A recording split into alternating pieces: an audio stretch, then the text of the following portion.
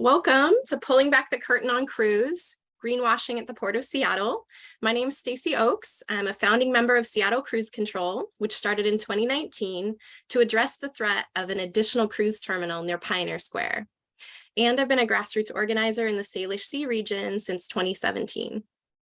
Also presenting this evening will be Dr. Elizabeth Burton, a founding member of both Seattle Cruise Control and of the Global Cruise Activist Network. Elizabeth also works with several climate action groups, including People for Climate Action Seattle. She has a PhD in mathematics from the University of Washington. We'd like to begin by acknowledging that Seattle exists on the lands of the Coast Salish peoples, who have cared for these lands and waters since time immemorial and continue to do so today. We are grateful for this stewardship, and Seattle Cruise Control strives to approach our work as good guests. We'd like to thank you all for taking the time to be here with us.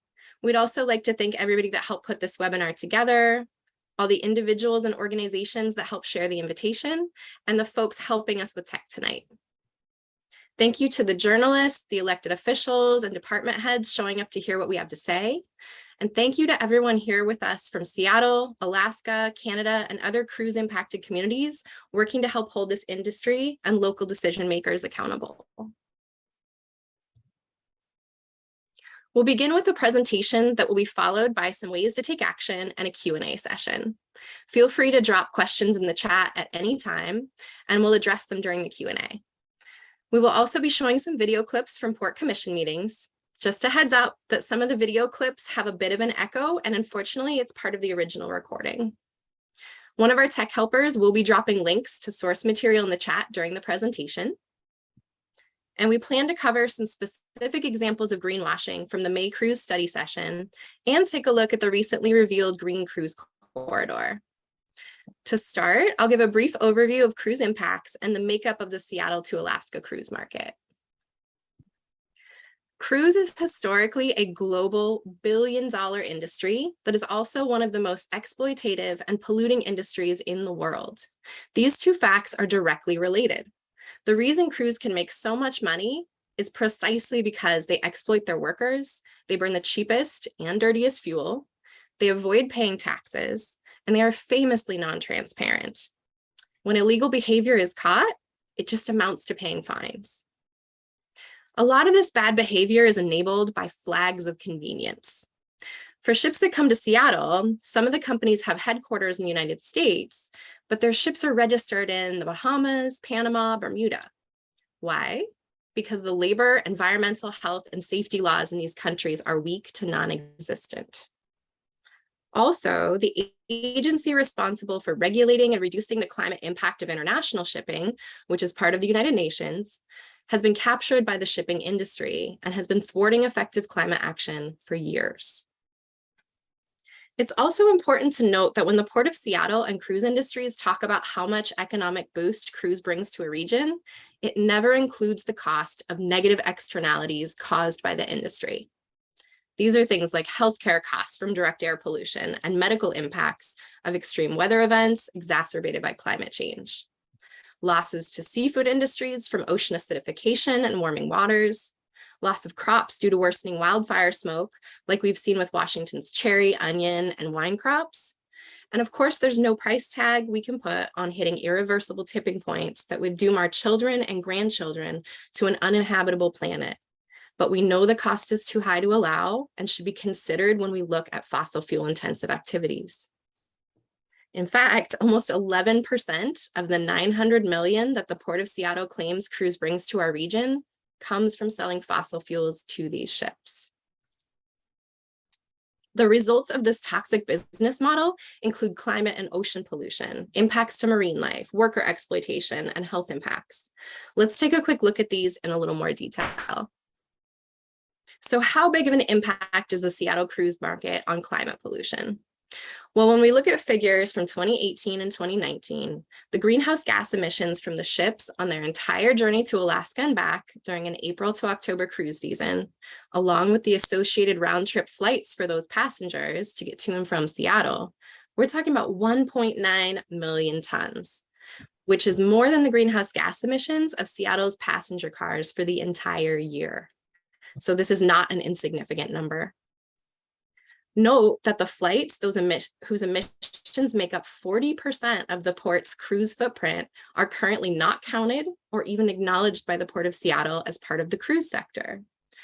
The Port of Seattle is actively investing in international marketing campaigns for the Seattle-Alaska cruises to the tune of over $500,000 over the next 3 years, potentially increasing the climate damage even further. It's important to remember that as the number of sailings keep rising year after year, so does the impact on our climate. One season of Seattle to Alaska cruises results in 4 billion gallons of water pollution. These wastes include sewage, gray water, trash, and scrubber exhaust wash water, which are dumped directly into waterways. In the case of Seattle to Alaska cruises, this dumping happens mostly off the coast of Canada, where there are less strict regulations, and sometimes illegally in protected waters like Glacier Bay. Sewage, gray water, scrubber wastewaters, and other watery waste streams contain toxic contaminants that can be deadly to marine life, all along the food chain, from plankton to salmon to our endangered southern resident orcas. This pollution contributes to algae blooms, closed beaches, oxygen-free dead zones, and a negative impact on the seafood industry. Scrubber exhaust wash water is acidic and toxic laden, resulting from the use of exhaust gas cleaning systems. And scrubbers were introduced to address air pollution from burning the cheapest and dirtiest heavy fuel oil. Unfortunately, this system ends up swapping air pollution for water pollution instead of truly addressing the problem. Instead of using these scrubbers, ships could comply with air pollution regulations by switching to cleaner marine fuel. Marine life is, of course, impacted by this direct pollution, as well as the warming and more acidic water connected to climate change. Whales, including our endangered southern resident orcas, are also harmed by deafening underwater noise from the ship engines. Now let's take a look at labor. The working conditions for the lowest wage laborers on cruise ships are actually quite shocking. It can be common to work 10 to 14-hour days, 7 days a week with no vacation or sick days, with contracts lasting for 10 months at a time. Pay has been reported to be as low as around $2 an hour. So as you can imagine, the stress of these conditions impacts both physical and mental health. Many of the low-wage workers come from the Philippines, about 60%, and also from the Caribbean, Indonesia, India, Malaysia. And then COVID added additional impacts and exploitation to these workers. 2020 saw tens of thousands of workers stuck at sea for months on end, often without pay, even while cruise CEOs made multi-million-dollar bonuses. The beginning of the 2022 brought us headlines about how cruise members with COVID were warehoused on what were termed plague ships, suffering unacceptable conditions. With health impacts, well, when there's climate pollution, there's also usually air pollution that impacts human health, and cruise is no exception. The smokestacks on these ships are emitting toxins, carcinogens, and particulate matter. And particulate matter is the #1 cause of environmental pollution-related early death. These emissions impact passengers, workers, coastline communities along the route, and especially impact the near-port communities visited by these megaships. And of course, we've clearly seen over the last 2 years, these ships easily spread viral outbreaks. Now let's take a look specifically at Seattle to Alaska cruises. So Alaska is about 5% of the global cruise market, and Seattle's home port for about half of Alaska cruises. In 2022, the Port of Seattle expects about 630,000 passengers on almost 300 sailings, the most sailings in a cruise season to date. Most Seattle to Alaska cruise passengers are not local, resulting in over 500,000 round-trip flights. Here's a look at the Seattle to Alaska route. The Port of Seattle only counts emissions in the Puget Sound airshed, which only accounts for about 5 to 7% of the total voyage, which you can see loosely circled in red. We'll say more about this later when we talk about the Green Cruise Corridor. We'd also like to note that currently, the Port of Seattle does not include counting the emissions from the associated airline flights when measuring the carbon footprint of their cruise sector. These two factors that limit the scope of how cruise emissions are reported and discussed gives a misleading picture to the public and local elected officials. Seattle's 5 port commissioners are elected by voters throughout King County. Interestingly, Washington's the only state where port commissioners are elected rather than appointed. The commissioner's job is to set policy for the port. To do that responsibly, they need to get accurate, complete, and unbiased information from port staff. Now I'm going to go ahead and hand it over to Elizabeth. Hi, everyone. Thanks very much for being here. Oops, 1 second. So I'm going to start with a disclaimer. We're about to share with you statements and presentations from the port about cruise that we have found troubling and misleading. This is what we've labeled greenwashing. In this webinar, we're offering criticism of port statements, but we do not intend this as an attack on the port, and we especially do not intend it as any kind of personal attack on the staff whose statements we're listening to. Our theme is greenwashing, misleading exaggeration of environmental accomplishments combined with a failure to disclose environmental harms. In fact, we have found the port to be misleading on non-environmental cruise issues as well, which leads to an overarching concern: when the interests of the cruise industry diverge from the interests of the public, whose interests does the port serve? Stacy mentioned that port commissioners are elected in Washington state. The Port of Seattle is a special purpose government whose constituents are the residents of King County. We would like them to put public interests, make those a priority. We're doing this webinar because we want more honesty, more substantive action, and a serious weighing of the benefits versus the harms of cruise. Our hope is that by sharing our concerns more widely, we can help to bring this about. So we're going to start by looking at and listening to a short introduction to a cruise presentation from the port's executive director, Steve Metrick.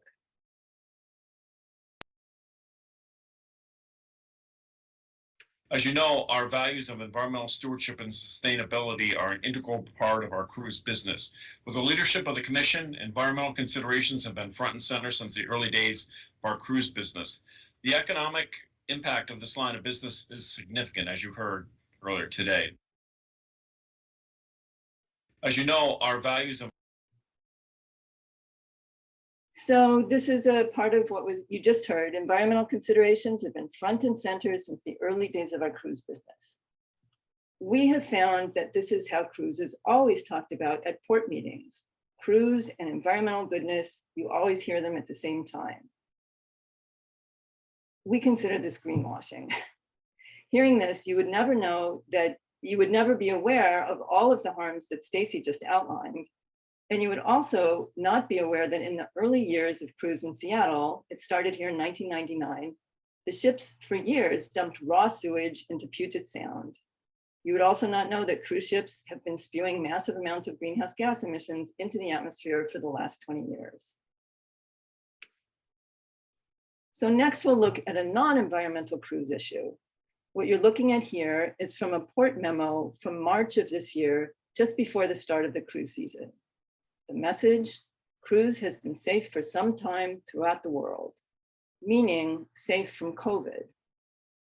In fact, in the months just prior to this memo, there were dozens of reports of COVID outbreaks on cruise ships throughout the Caribbean. So these articles are from last December and January.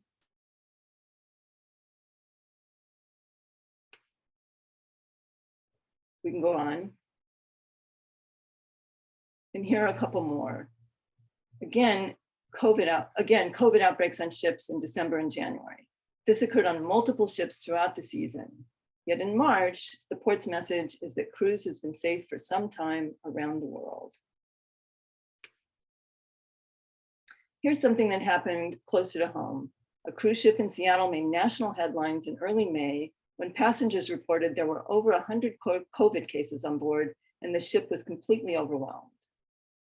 This happened on May 4th of this year, and just days later, on May 10th, well, here's what, again, the port's executive director had to say. We demonstrated that we could protect the health and safety of passengers and crew with strong COVID protocols and partnerships with local health authorities. Early on, we embraced the vision and goal that crews would return stronger and safer, and that has been the case. We demonstrated that we could. So we consider this to be serious. The port's message is that cruise is safe from COVID when clearly it's not. This message serves the interest of the cruise lines, but it certainly doesn't serve the interest of the public. What you're looking at now is the COVID dashboard from Alaska for the week of May 18th. You can see that cruise port communities indicated by the arrow, many of them small, visited by cruise ships bringing thousands of people, have some of the highest COVID rates in the state. By July, every one of the 95 cruise ships in US waters monitored by the CDC, Centers for Disease Control, was rated code orange, meaning that the rate of COVID cases on board was high enough to trigger a CDC investigation. In other words, 100% of the cruise ships in US waters had concerning amounts of COVID on board. In May, the port put on a cruise study session focused on environmental strategies. This was a big deal. It was 2 hours long. The public could listen in. If you're interested, the recording of the whole thing is available on the port's website.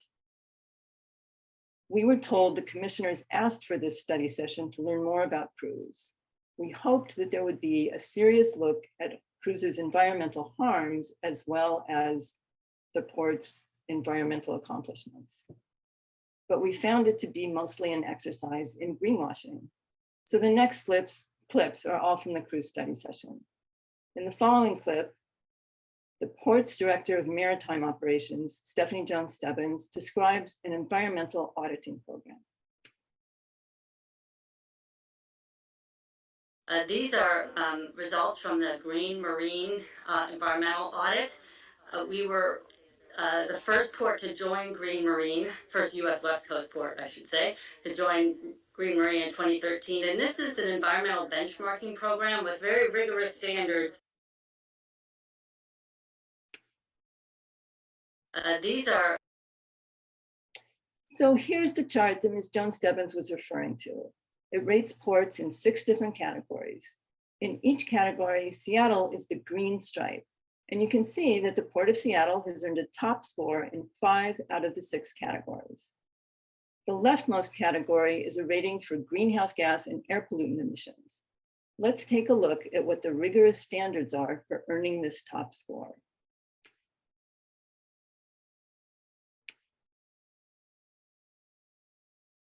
So the first one you can see is publicly announced greenhouse gas and air pollutant reduction targets and timeframe. I'll just point out that obviously announcing reduction targets doesn't actually make them happen. There's no requirement that you achieve the targets. And the next 2 are about reducing direct greenhouse gas emissions intensity and achieving 1% or more annual reduction of intensity. So 1%, we don't consider 1% to be rigorous, and it's not sufficient to achieve the reductions that we need to head off climate change. I'm going to take a moment to talk about they talk about direct emissions here. So I'm going to take a moment and talk about direct versus indirect emissions because it's going to come up later as well. So direct emissions, one kind of easy way to think about it is it's the stuff on shore that the port has direct control over. So for example, the emissions from heating their buildings, the emissions from employees commuting, whereas the indirect emissions, those are the big ones. In the case of cruise, those are the emissions from the cruise ships themselves. And I really want to emphasize that when it comes to cruise emissions, the ones from the ships are the vast majority of them. In a later slide, we'll hear about the ones from the ships are called scope 3. The ones on shore are scopes 1 and 2. So back to this, this is only dealing with the direct emissions on shore. So the very small part of cruises' overall emissions. And to be honest, you can reduce intensity without reducing overall emissions. You can actually get a top score in this category without lowering emissions. From the Green Marine website, we also learned that Ms. Jones-Stebbins serves on the 9-member board of directors of Green Marine. She did not mention this fact during her presentation, and we consider this to be a troubling lack of transparency. This slide, so all of these slides and video clips are from the cruise study session. This one, you'll notice it talks about what the port calls successes in protecting marine ecosystems. You heard from Stacy how much damage cruise does to marine ecosystems, so this is an important topic. Let's look at the second dot. Stacy also mentioned that the underwater noise from large ships interferes with orcas being able to find food and mates. If ships go slower, they make less noise. So that's what the Quiet Sound program is about. It makes ships slow down and requires ships to slow down if orcas are nearby. So in the study session, this slide was narrated by Sandy Kilroy, who is the Senior Director of Environment, Sustainability, and Engineering at the port, who said when this slide was shown, quote, "We expect that crews will engage with this program over time," end quote. In other words, cruise is not participating now. There are also cargo ships at the port, and apparently the cargo ships are participating, but cruise is not participating. Commissioner Felleman later asked directly whether or not cruise ships are participating in this program. He actually asked, is CLIA participating? CLIA is Cruise Lines International Association. It's the trade group for the cruise industry. So let's listen to this exchange. Currently, is CLIA participating in Quiet Sound? And can you tell us what CLIA means too? Cruise Line International Association, which is the industry organization representing cruise lines, and so I'll let Sandy answer that question. Yeah, it's kind of a yes or but or yes and. So CLIA is not at the table. We don't have any of the actual separate businesses at the table, but we do expect as a vessel that follows the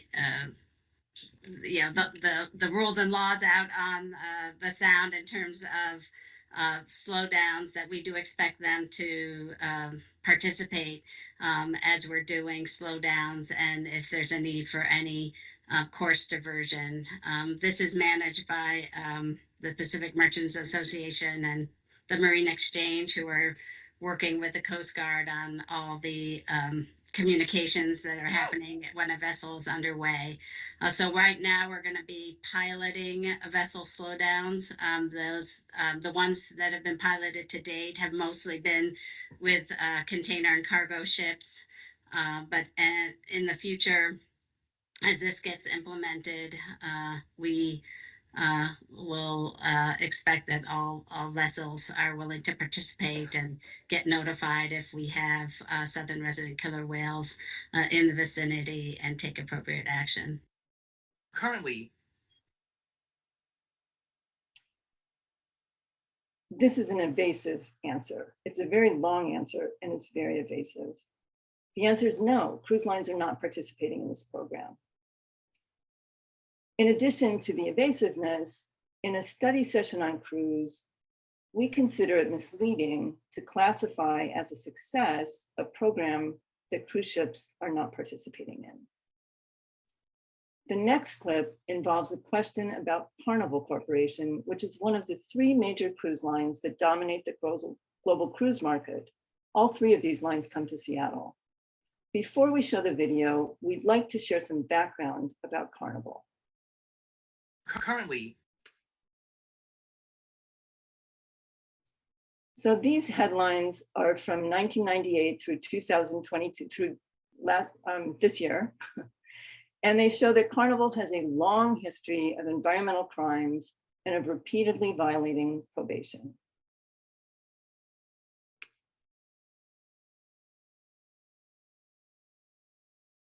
Here's some more. And as you can see, more environmental crimes. As you can see on the right, Carnival also has the distinction of having the highest sexual assault rate of all cruise lines. It's actually higher than some United States states, including New York and California. So that's the background on Carnival. We're now going to hear a question from Commissioner Hasegawa. For example, Carnival Corporation just came off of federal felony criminal probation for the marine environmental violations. On slide 10, it reads that Carnival Corporation represents 39% of cruise passengers coming through the Port of Seattle with an extension option through the end of next year. So I'm wondering, what are we doing right now to ensure that the majority of passengers will be riding upon ships that are leading on environmentalism? Yeah, thanks, Commissioner. So that is where we actually have the requirements for shore power in that metric, in that agreement. We also will say that Holland and Princess, which are part of the Carnival group, they were the first to stop discharging, and Puget Sound and other lines followed suit. So I believe that here, and I can't speak to the rest of the world, acknowledging the issues you've just raised, they have been environmental leaders, and I believe we need to keep working with them to continue that. For example, We consider it not only misleading, but outrageous to call Carnival an environmental leader. Carnival has a 50-year history of polluting and of repeatedly breaking environmental laws. Holding Carnival up as an environmental leader is the kind of action that makes us wonder, who is the port working for? Carnival or the public? In addition, we found this answer, we were disturbed that this answer was, we also found it to be evasive. It's a deflection from a legitimate question that we felt did not get a satisfactory answer. Next, Commissioner Hasegawa asked about this slide, and specifically about the port's goal of zero emissions cruise operations by 2050. I want to emphasize that in a cruise study session focusing on environmental issues, in light of cruise's massive climate impact, this is one of the most important questions that can be addressed.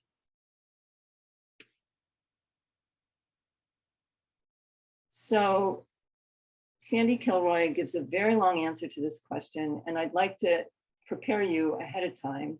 She mentions the things that I explained before. She talks about scope 1 and scope 2, mentions scope 3. So scope 1 and scope 2 are the small amount of emissions that comes from the port's buildings, and scope 3 is the big ones from the cruise ships. Also, I want to remind everyone that the goal that we're looking at is zero emissions cruise operations. Ms. Kilroy also talks about the airport. The question at this cruise study session was, are we on track to meet our goal of zero emissions cruise operations? So emissions reductions at the airport are not relevant. slide 18 demonstrates the Port of Seattle's current goal to eliminate carbon emissions by 2050. How are we doing? Are we on track to meet that goal? And if so, by how much? So we are tracking that goal, and there's a distinction between our port owns sources and the scope 3 sources. This latest emissions inventory that we were talking about earlier, the 5-year, will give us the latest information. So on one of the slides, I showed how between 2005 and 2016, we have decreased emissions by 80% for diesel particulate matter and almost 20% for greenhouse gas emissions. This next inventory that will be the year 2021 will give us the most up-to-date data on that performance. In terms of our scope 1 port overall between the airport and the seaport, we are on track to meeting our emissions reductions, in large part due to the airport's purchase of renewable fuels for the building heating. In the seaport side of things, the biggest change that we can make that is on our future list for updates is moving our building heating away from natural gas, and that is a project that we are aware of and one that we will be slotting into the capital program sometime in the future. Slide 18 demonstrates the Port of Seattle's. So for this very important question, the most important part of this question is, what are we doing about the cruise ship emissions? And that we didn't get an answer on that. We got a lot of talk about scope 1 and scope 2. We find this to be problematic. So that's, we found a lot of other things problematic in the cruise study session, but we're going to wrap up our look at that now. And I'll just kind of give an overview. If you attended the study session and took things at face value, you could come away thinking everything's great. No need to worry about cruises' environmental efforts. No worries about COVID on cruise ships. We got a top ranking on green marine. That's really good. We're successfully protecting marine ecosystems. Carnival Cruise Line, which comes here as an environmental leader, and not exactly clear on whether we're meeting our 2050 zero emissions goals. But you would have no idea of all the things Stacy talked about, the immense magnitude of cruises' continuing climate pollution, water pollution, and air pollution. In some of our announcements about this webinar, we said that this greenwashing keeps the public, the media, and even the port commissioners in the dark about the extent of cruises' harms. I'd like to tell you why we included the commissioners in there. Last March, members of Seattle Cruise Control gave public comments critical of cruise at a port commission meeting during the public comment part of the meeting. Later in the meeting, one of the commissioners referring to those comments made a remark along the following lines. Look, we make a lot of money from cruise and we do good things with it. And we're mitigating cruises' environmental harms. What's the problem? So I'm paraphrasing. That was not a direct quote, but the part about we're mitigating cruises' environmental harms actually is a direct quote. So, you know, this commissioner was listening, in our opinion, this is what he gets if this is the impression you get if you listen to presentations on cruise at the port. And I'd just like to mention that cruises' harms are so gigantic that even though the port has worked very hard they have done some mitigation work, it's ended up making only a tiny dent in the harms. So this wraps up the examination of the study session. Let's move on to the next. So a week after the cruise study session, the port announced the formation of a green cruise corridor from Seattle, between Seattle and Alaska. So this is a green corridor, this green cruise corridor is a collaboration between the ports along the Alaska cruise route, the 3 major cruise companies on that route, and some marine technology firms. It's based on the Clydebank Declaration, which came out of last year's major climate change conference in Scotland, COP26. Emissions from shipping, cargo shipping, as well as cruise shipping, are very problematic. They're huge, they're growing, they need to be reined in. And so that's the impetus for creating the green corridors. And the aim is to decarbonize shipping routes. It's primarily for cargo shipping, and this is the first one for cruise. So, you know, this has potential, but it has potential to do a lot of good, but it also has potential to be more greenwashing. So let's take a look at some of our concerns. I also want to make clear before we move on that at this point, it's just an agreement for all of these entities to talk to each other and to start planning on ways to decarbonize the Alaska to Seattle cruise route. So here are some of our concerns. Built into the Clydebank Declaration is the fact that this is voluntary. In addition to participants, yeah, I'll leave it at that. So it's voluntary. Decarbonization is kind of sketchily defined. I mean, we all know that, you know, eventually we want zero emissions, but there's nothing built into this that says how soon. There's nothing, so far we haven't heard anything about benchmarks. There's also an issue of zero versus net zero emissions. This is actually kind of funny. If you look at the port's website about one of their pages about the Green Corridor, there are quotes from two of the commissioners from two of the participating ports and a city manager, and also quotes from 3 cruise representatives. The port commissioners and the manager all talk about zero emissions. All 3 cruise representatives talk about net zero emissions. We could do a whole webinar on net zero, but let me just say it's very sketchy, unregulated, undependable.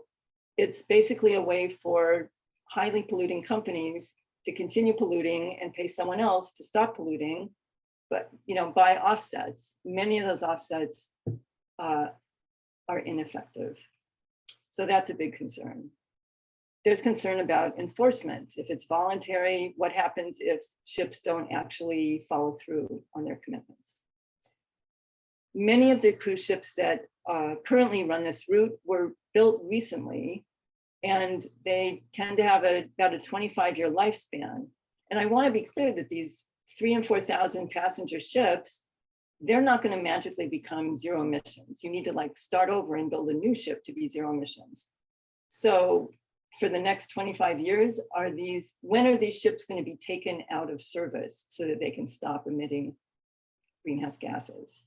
Will they be taken out? And also concerning is that in production right now are ships that run on LNG, which is liquefied natural gas. If you pay attention to these things, this is actually a real concern. There's a green shipping corridor that's already in existence between Los Angeles and Shanghai. And they're saying, hey, they're doing greenwashing. They're saying, hey, we're using low carbon ships that run on LNG. So the important thing to know about LNG as a shipping fuel, it is no better for the climate than the bunker fuel that's currently in use. I'm just going to leave it at that. And another thing is, Stacy mentioned that the Port of Seattle only counts emissions within our airshed, and no one's counting, well, I am, but no one official is counting the emissions all the way along the route. They're going to have to start doing that to start measuring how much they're bringing them down. And finally, you know, if this works, it's great news for the climate and for air pollution, but I'll just point out, it doesn't affect all the other harms that cruise imposes on the world. Okay, next slide. So here's a timetable, speaking of the Green Cruise Corridor, here's a timetable that we would be very excited about if they adopted it. You can see that it starts really soon by 2027, measurable reductions, 40% by 2030, 80% by 2035, and 100% by 2040. So, next slide. In fact, this timetable is part of a bill that was recently introduced in the US Congress by Representative Lowenthal of Long Beach, California, which is a major shipping port. this would apply, so this would direct the EPA to, let me start over. This would require any ship over 400 gross tons, which is all the cruise ships, in order to come to a US port, they would have to achieve these reduction goals. So we are very excited about this bill. This is the kind of action that we feel goes beyond greenwashing. Next slide. And another bright spot is Norway has passed a law saying that zero emissions and zero discharge ships are required by 2026 in their 2 World Heritage fjords, and by 2030 everywhere in Norway. So zero emissions into the air and no discharge into the water. We'd love to see that incorporated into the Green Corridor. And we like the fact that there's no messing around. If your ship is not zero emissions and not zero discharge, you can't come to a Norwegian port. And I'd like to add that companies are responding. Ships are currently being developed to meet these requirements. Notably, they hold about 400 passengers. Mega ships with 3,000 to 4,000 passengers, like many on the Alaska route, are not going to be zero emissions. And I'd also like to mention that the Port of Seattle, actually, if you read the lease, they actually incentivize mega ships.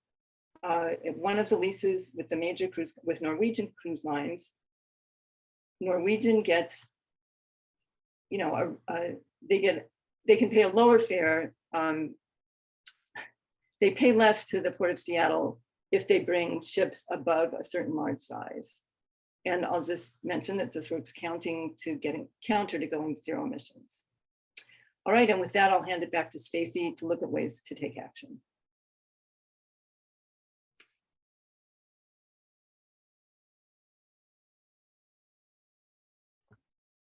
Probably better when I unmute myself. Thank you, Elizabeth. So, you know, after hearing all this, we are hoping that you might be asking yourself what you can do. So we're just going to take a few minutes to talk about some ways that you can help make a difference. So one way to take action that will only take a few seconds, we know everybody has different amounts of time and resources to put into things, but this one's real easy, and it'll send a pre-written message to the Port of Seattle about the inadequacies of the Green Corridor. And you can find that at bit.ly/cruise corridor. Just to let people know, bit.ly addresses are case sensitive. So you'd want to type it in just as it appears as far as capitalization. Port commissioners and staff, they really need to hear from you in your own words. Also, it's even more impactful about why this matters to you.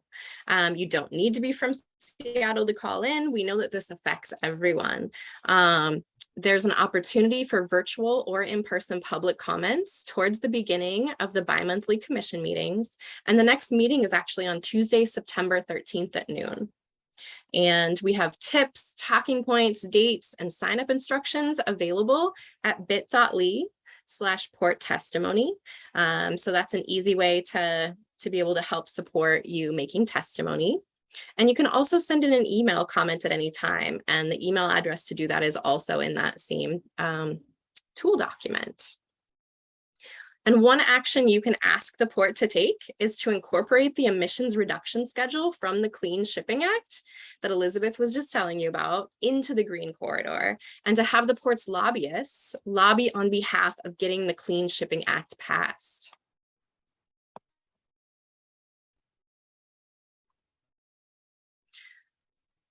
So there's also a lot of people who've never actually really stopped to think about the impacts of the cruise industry. And there's also a lot of others that have a distorted impression of the industry due partly to the types of examples we've shown here today. So it's really important to help spread the word about what's really going on. If you're on social media, please amplify posts and articles about the reality of mega cruise ships and about the communities that are holding their port authorities accountable. Seattle Cruise Control has a Twitter and a Facebook, as well as a YouTube channel. So please follow us and amplify those. And we also recommend following other organizations like Fair Sailing, Cruise Law News, and Global Cruise Activist Network. Another way to take action is to get involved with us directly at Seattle Cruise Control. Just fill out our volunteer form and we'll get in touch. And that's another bit.ly address, bit.ly/CFSS volunteer, and that stands for Cruise Free Salish Sea. And another way to take meaningful action is to garner more support for the Clean Shipping Act. And one thing you can do for that is to call or email your congressional representatives and urge them to officially support the bill. Just to note that locally, we are still waiting for Representative Jayapal and Representative Smith, whose district includes the Port of Seattle, to sign on. So especially in your district, but even if you're not, reaching out to them as well as your representatives. And organizations can actually publicly state their support as well. We know a lot of folks on here are part of different environmental and social justice organizations. So please share your support. We're going to drop a link in the chat where you can sign on your organizational support.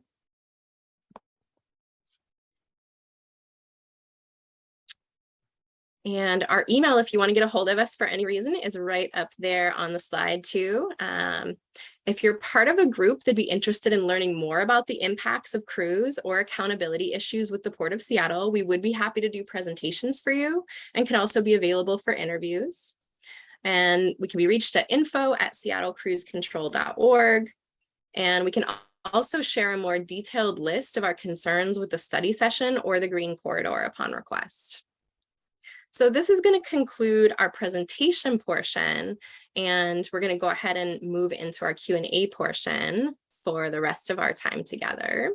So we'll go ahead and stop screen sharing so we can see each other better. If possible, please type your questions into the chat and we'll go ahead and try and answer them all as time allows. So far, we're doing really good on time. And if you already wrote a question in the chat earlier, we'll be responding to that as well. If you're unable to drop your question in the chat, you can also use the raise hand function to let us know that you have a question and we can call on you that way. Come back so I can see everybody. Perfect. Let's see. And do we have any questions already in the chat? I know there was one earlier. It might have been sent just directly to me. And I think, Elizabeth, you could speak to this, but somebody was actually curious with so many people flying into Seattle. What is the actual number of flights that are going to be associated with the cruise season? So we know that about 80 to 90% fly in. And from our stat we were using earlier, yeah. Perfect. And then Nora will come to you next. All right, so if there's 630,000 cruise passengers this season, which is what was estimated, what the estimate we got from the port, we've been taking 85% of the total number of cruise passengers. So my trusty calculator tells me that this year that would be about 535,000. So over 500,000. Did that answer the question? Yeah, thank you, Elizabeth. And we'll go ahead and let Nora unmute here. I sent you a request, so you should be able to unmute now. Nora. Okay, first of all, amazing job in organizing the materials and the process of greenwashing on all the different levels. Just applaud you on that, both of you. I have a problem with being somewhat of an older person. I wanted to focus on what you were saying and everything. And then there were all these things I wanted to capture on the side. And so I was copying and pasting and trying to put in my email that I would lose this. And so I have a group of older, really smart, civic-minded people who would love to be involved in this kind of thing, but I would like to send them this, but then like something concise of how they can follow up with all of these strategies and ways of getting involved. So yeah, absolutely. So we are going to be sending out to everyone that registered a follow-up email early next week, and that's going to have the link to this video recording, And it's also going to have all the links that we dropped in the chat. So if you couldn't save them yourself, at least all of the links that we were dropping in the chat will be on there. And I know we had a few dropped in there too by our fellow cruise activists from other locations. We'll try to incorporate their links into our list as well, and then also have those take actions. Absolutely. Thank you so much, because I wanna spread the word and get as many people involved and make it accessible. So this is great. Thank you very much. Yeah, thanks, Nora. Let's see. Let's see. And any other questions so far? Oh, perfect. Mary, let me get you unmuted there. Does that mean, as Nora was saying, what you're going to send us, I can turn around and make public Yes. on my Facebook page? Yeah, absolutely. And the recording is going to be up on our YouTube channel. So if for some reason you couldn't find that email or anything like that, the recording is going to be for public on our Seattle Cruise Control YouTube channel. And then that link of resources is absolutely shareable as well. And that link for YouTube is going to be also on your list? Yeah. Okay, thank you very much. Fabulous, absolutely fabulous. Oh my gosh, my head is spinning. Thank you. Yeah, thanks for being here. And I don't know if there was anything else that you wanted to just add in that's specific to Alaska that like we didn't touch on, that's kind of really important to you that you'd want other folks to hear. Ketchikan retired our city manager after 25 years. They went through an applications phase. It narrowed 25 down to 4 candidates. One of the candidates was Will Parker, I believe, who's director of the utilities there for SeaTac.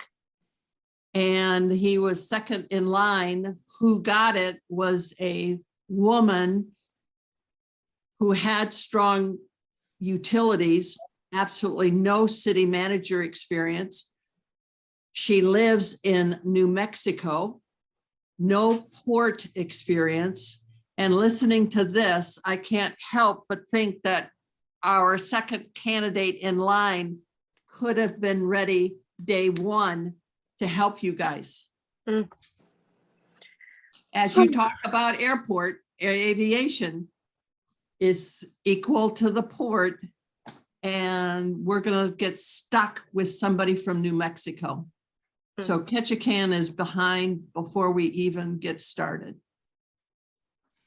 Dang, thank you, Mary. Yeah, that can be so frustrating to feel like the people who are in charge of making decisions don't have a personal stake and don't have, frankly, the necessary qualifications and background. We have a couple more questions in the chat here.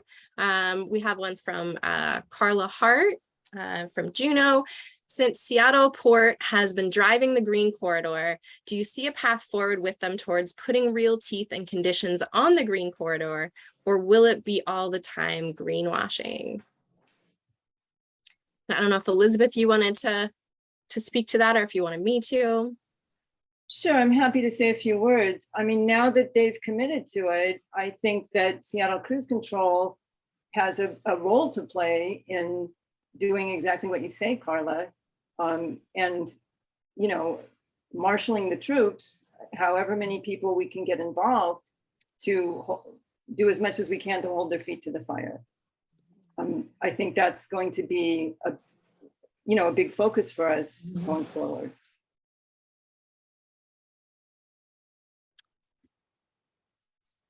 Perfect, thank you. And then our other question from the chat is from Kathleen Richards. There seems to be a continuing problem of the port commissioners getting bad information. Any ideas on how to fix this? Elizabeth, anything you wanted to kind of say there? That's what we're trying to figure out. And this webinar was kind of, one of our steps in attempting to do that. Yeah, sometimes just by kind of naming it to the public, we're hoping that kind of when you daylight something, sometimes that's how it can start to get fixed, even if it's not a first choice, but maybe kind of starts to feel like what has to happen. So so that's great. Let's see. And then we'll go ahead and go to Ed Mays next. Let me go ahead and get you unmuted. There we go. You should get a request to unmute. Oh, my button not working. Let's. Can you hear me now? Yes, perfect. Okay, I was just curious about these zero emission ships, right? I never heard about any zero emission ships before. What does zero emission mean, and what are they talking about there? So we did drop of the hundreds of links we dropped into the chat. One of them was about this, and you know, I read the article and I can't bring it to mind offhand. I think I'm just going to say, you know, hydrogen, fuel cell, battery, stuff like that. But I can't. I'm not ready to give you a full answer. We can, you know, happy to. Maybe I'll just go look for that particular link and put it in the chat again, if that would be helpful. I mean, to be honest, I'm a little nostalgic. You know, we've had zero emission ships for like hundreds of years. They're called sailboats, but that's not what they're talking about here. Yeah. Thanks, Elizabeth. And we'll go ahead and go to Tom B. Yeah, hi. I just wanted to speak really briefly to Kathleen's question about Port Commission getting bad information, and I think part of the problem is sort of an institutional problem. You know, the Port of Seattle was set up as an economic development agency. That was and that still is its primary purpose. And this was long before anybody was talking about carbon emissions or anything else. And I think that part of the focus of the staff is we're here to make the port make money. Like, that's their job. That's how they see their job. And given that, you know, when they're going to be talking about other issues, they're going to be just sort of naturally thinking to themselves, okay, how can I mean, the port makes a lot of money off the cruise industry. And so part of the staff's in the back of their heads is, okay, how do I keep this industry going? You know, what do we have to do so that we don't have to shut this down? And that's just kind of where they're at. And, you know, it's not like they're bad people. It's just that has been their job forever. So difficult for them to see other ways to present information to commissioners. So I'll stop there. Thanks. Thanks, Tom. And going back to another question from the chat, we have Carrie Moon kind of adding on to Kathleen's question. For the first time, we have a majority of port commissioners who would like to lead change to a green and clean energy future. So how can they get real data and support for transformative strategies? So that's a good question, especially after seeing everything tonight, right? And partly it seems that, you know, groups like ours and like other cruise groups in other locations, it seems to come down to, on some level, that we have to be doing some of this calling out when we see stuff that isn't working and helping provide that data. I don't know about other port commissioners, but I know that for our Seattle port commissioners, this is kind of a part-time, it's set up as a part-time job. And frankly, even just as someone trying to watch what they're doing, it feels like a part-time job without having to go to all their meetings. So, you know, they might not have time to dig up all the information and do some of the research that they might want to do. And so to some degree, we try to help provide some of that information to port commissioners in things like this webinar and other things we've submitted. Definitely excited to hear other people's thoughts. Feel free to email us if you have great ideas on how else to help support them. And one other question in the chat, and then we'll go to you next, Keith. What do we need to look for in next port commissioners? So again, in Washington, we actually do get to elect port commissioners, which is really exciting. It's unfortunate that other states don't get to do that. And I don't know if Elizabeth, you kind of had anything in mind to say here, but I know that looking for people who seem really progressive and really ready to kind of make change and put that change ahead of potential personal career motives, you know, is always for me one of the things that I look for when I'm voting. Elizabeth, did you have anything you want to add? Yeah, just, you know, if we're gonna survive on this earth, we need to stop doing business as usual. And it's hard to get elected to the board if you're, you know, too radical. But if I mean, that's kind of what you have to look for is, are they going to just support the same kind of program support has always done, or are they going to take change seriously, the change that needs to happen? You know, I mean, definitely ask them, try to ask penetrating questions about how do they see getting to zero emissions, and you know, push them on that. Thanks, Elizabeth. All right, sending you an invitation there to unmute, Keith. Yes, thanks for the great presentation. This has been quite eye-opening. I just wanted to kind of throw out one thought about the kind of the governance and the type of information the port commissioners are getting.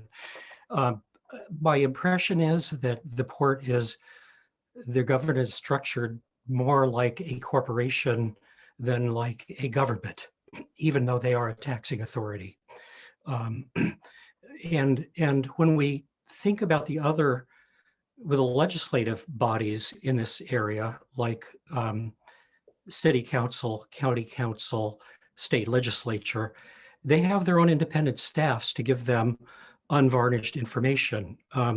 The legislators tend to have a personal staff and a collective staff that their job really is to, you know, kind of give factual information. So that might be something worth pushing for, but I'll leave that to more knowledgeable people.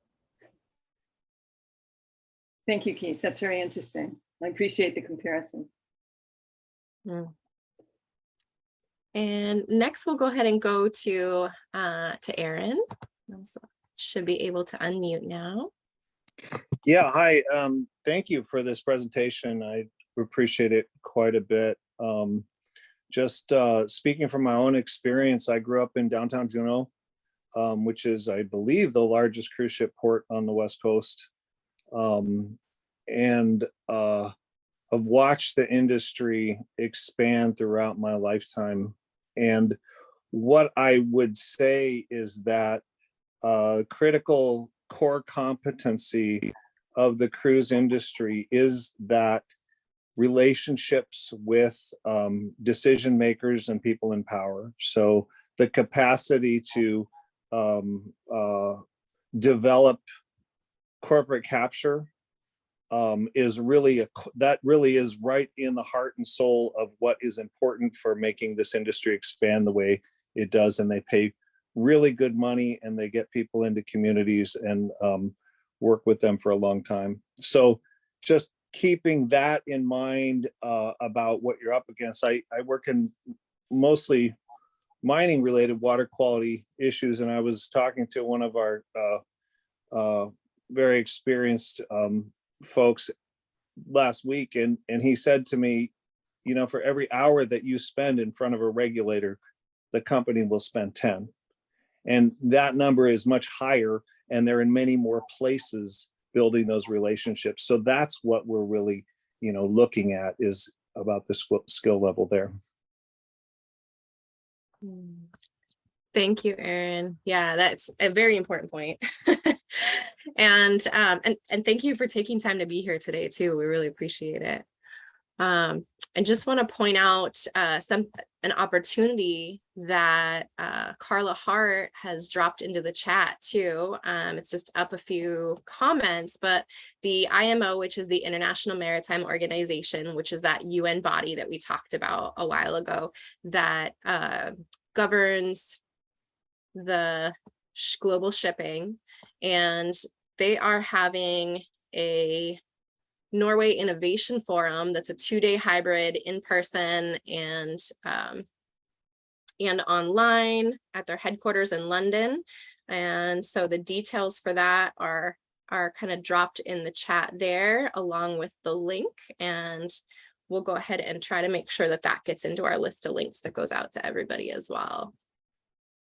Let's see. And it looks like I just want to mention that I see it mentions moving the marine sector towards a zero and low emission future. So just be careful if low emission, if it means LNG, it's not low emission. Just a heads up.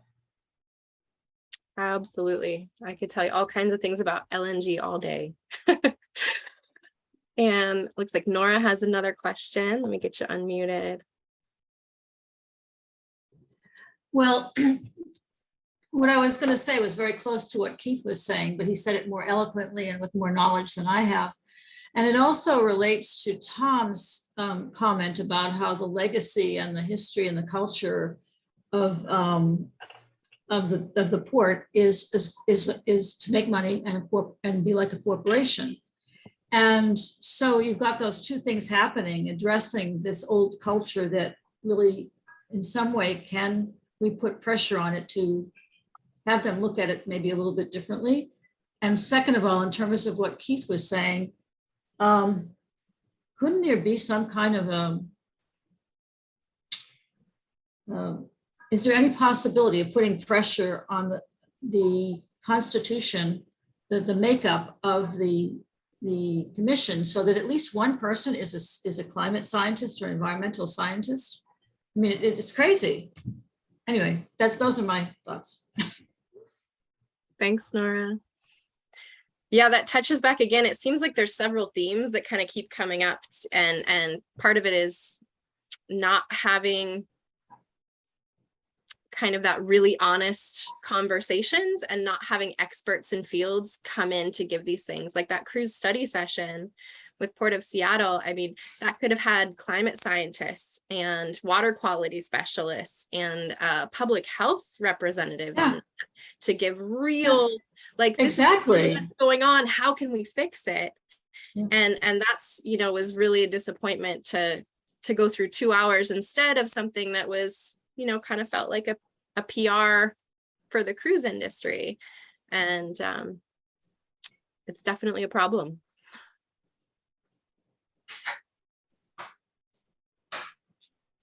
Let's see. And Jim O'Connell says, we stopped them here in Bar Harbor. Just always good to celebrate victories. Take a little minute to celebrate that victory.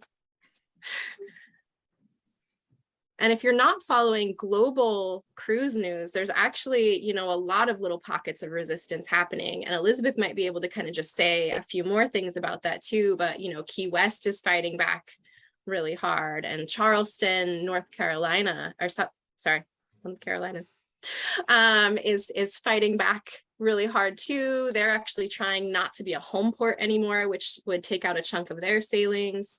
You know, and Key West passed voter initiatives, even though they're getting kind of push back on whether that's going to be kept, or if, you know, the bigger entities are going to kind of swallow up what the public wants. But basically, wherever we've each got to be kind of pushing on our own pocket of resistance and working together to see where we can have these overlapping victories together. Elizabeth, did you want to add anything on about any other kind of exciting global news? Oh, I'll just add that cruise activists from a number of places throughout Europe are kind of forming a subgroup to be working together. So, you know, I'm always happy to see that happen. Yeah.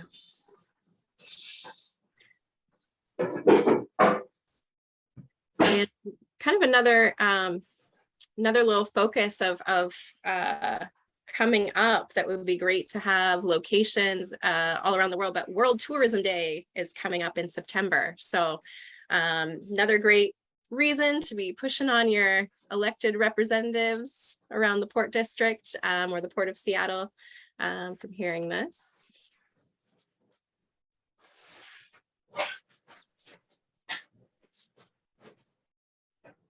Let's see.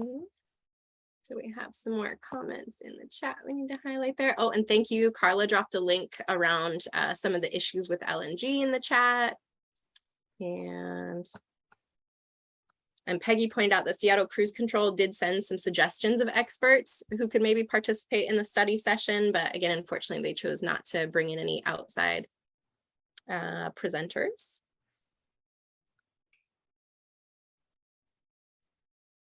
Jim O'Connell said, incredible unethical twist. Looks like a major fraud has been played. And it just, sometimes it kind of feels that way. Hearing what's said versus stuff that we can see and feel and that there's data for. Yeah.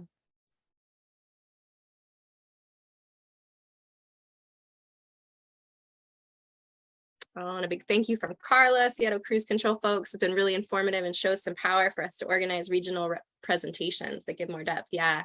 I think the more that we can work together and solidify some of the things we want to see together, it's they're teaming up. We got to do it too, right? Oh, perfect. We got Mary. Let me get you unmuted.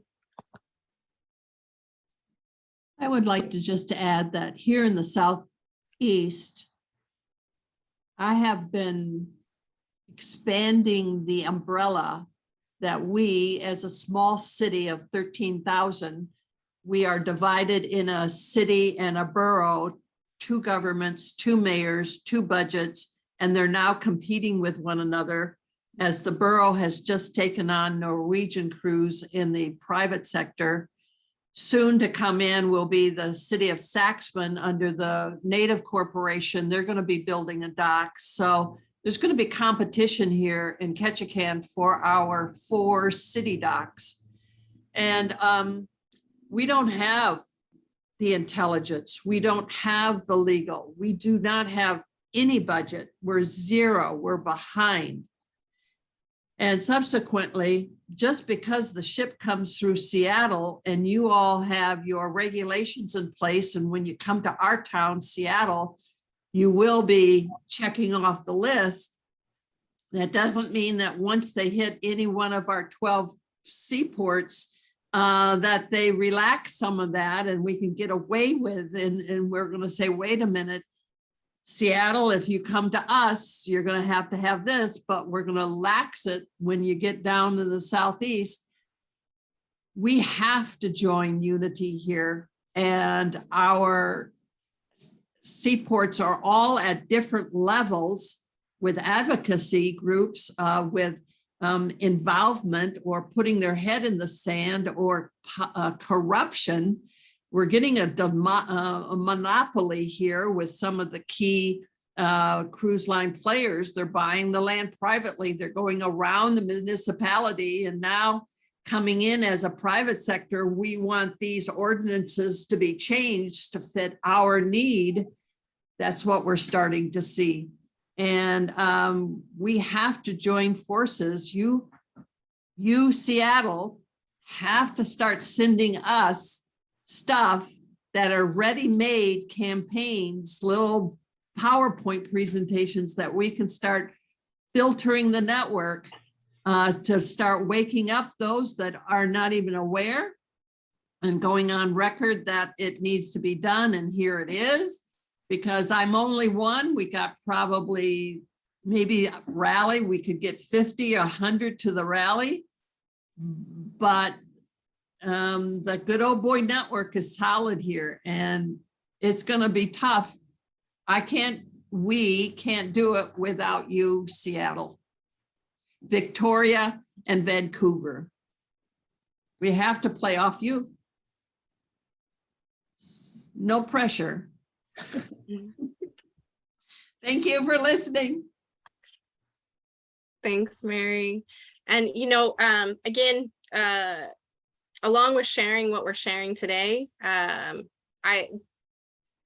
be bold and say that Cruise Control is more than happy to share any of our presentations and slides that we've created in the past to help with that, because I know how hard that can be to be small volunteer networks. Seattle Cruise Control is all volunteer as well. We happen to be lucky to have some amazing researchers. You know, Elizabeth is definitely one of them, and just a big shout out to Elizabeth. And we'd love to work with you further. And, you know, it'd be really great to start having maybe some regular chats with our groups all along our Seattle to Alaska route and start checking in more often regularly as a group.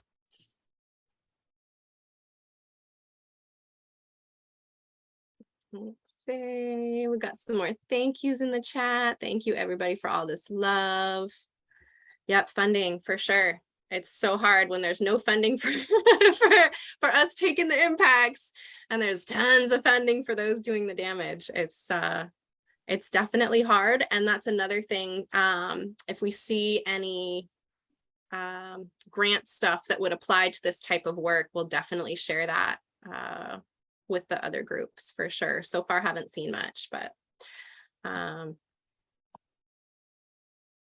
Fair Sailing has great deal of data and papers that you're welcome to also is coming up in the chat. And you can see them at www.fair-sailings.com. Sailing singular. Oh, sorry, sailing singular. Thank you.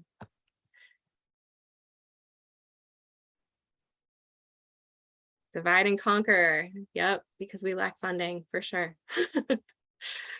Yeah.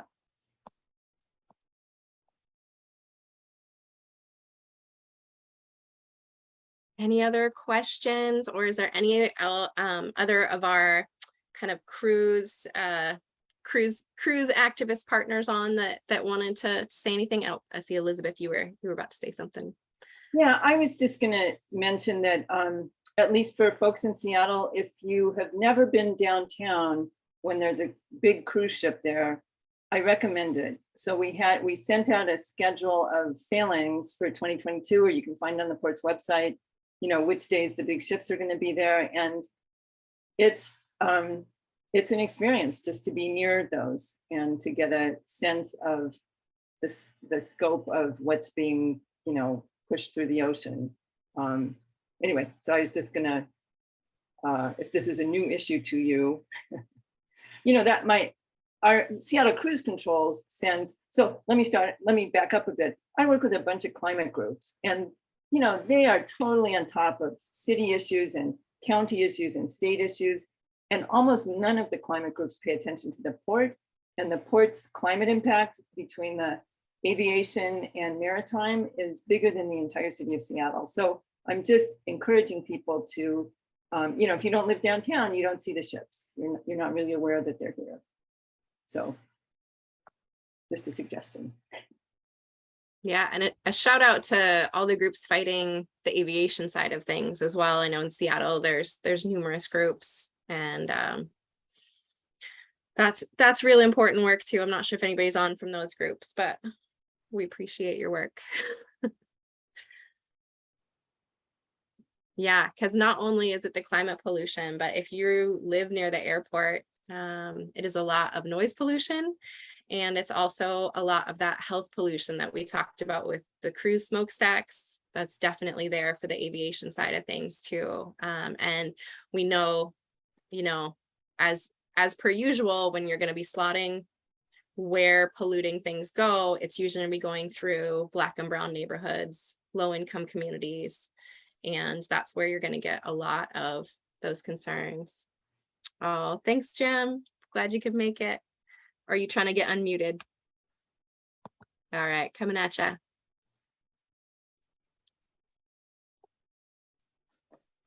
Okay, can you hear me now? Yeah. Yeah, I just wanted to point out a real fast case. It happened in Boston, and it was a bus depot right in Roxbury. And it was caused a huge persistent cluster of asthma.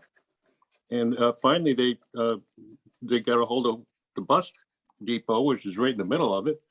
It was the Paul Revere Bus Company, and they, the EPA or the Boston fined them $2,700 for 242 over the 5-minute idling of a bus that's like a semi truck or a tractor trailer truck at idle.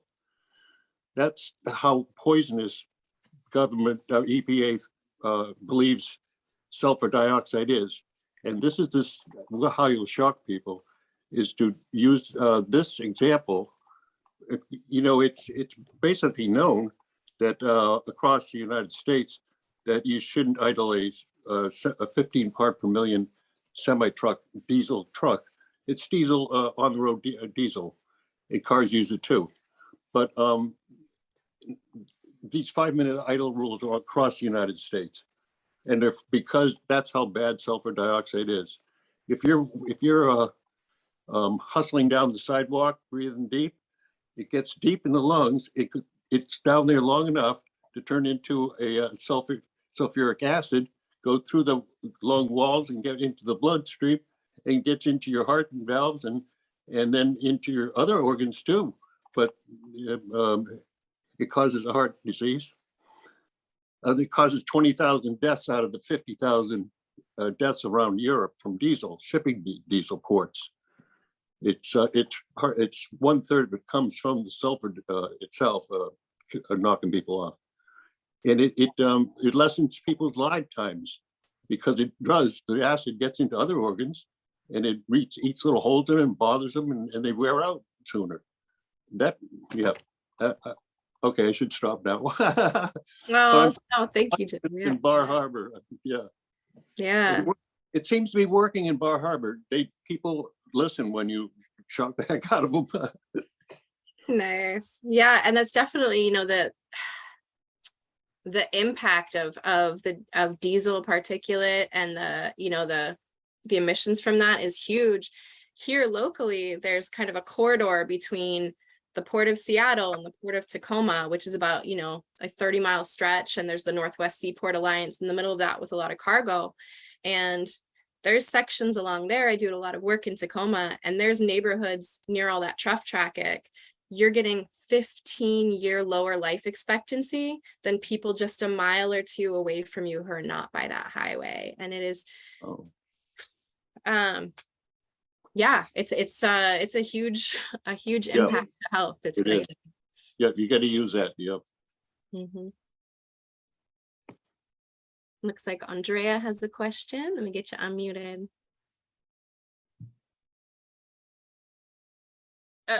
It's not a question, but I guess this is going to end soon. And I just watched the video by Jamie Oliver on carbon offsets that he did. It is so good. And it's really good I think, to send to people so that they can understand it better. It's like 20 minutes long and it's so clear. And you guys, I'm depressed after this.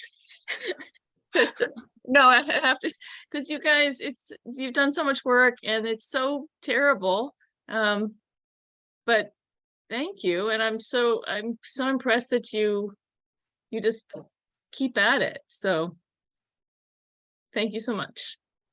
Oh, thank you. And thank you for the cruise activism that you've been doing in Seattle as well. I know there's a couple other groups. Shout out to Extinction Rebellion Seattle, who are also trying to push back on cruise ships. And so yeah, that clip was from John Oliver. It was in the list of links, so it'll be on there, but it's on YouTube. And there is a little bit of crude language and humor. But if you're okay with that, it is a very understandable way. Like when Elizabeth was talking about zero versus net zero and carbon offsets, if that all sounds like a different language to you, this show will explain it in a way that you can understand. So if you have other friends that need to hear it too, it is a really great tool. And so thank you for kind of that plug. I was really impressed watching that segment as well. And Mary said Alaska no longer has oversight on smog emissions. Dang, it was discontinued 10 years ago. Auto mechanics no longer has equipment. Broken mufflers creating noise is no longer a violation. Whew, dang. And there's a Facebook group too, Navigating Tourism Ketchikan's Future. So that's another great Facebook group to like and amplify. And so we're kind of coming up on time here, and just wanted to say thank you again for everybody that showed up tonight. If you're watching this recording later, we thank you too. We know everybody can't be at the spot at the time, and that's okay. So thank you to everybody watching this, and thank you to everybody that kind of stayed through the Q&A too. It looked like most people did, and know that everybody's just really interested in this and appreciate, and we know this will get shared. So just another plug too, take the actions when you get the list to take actions, and that'll help us along. And Elizabeth, did you have anything you wanted to say before we close out? No, just my thanks as well. It means a lot to us that all of you came here. We're eager to share this information to people who care about it. So thanks for coming. Yeah,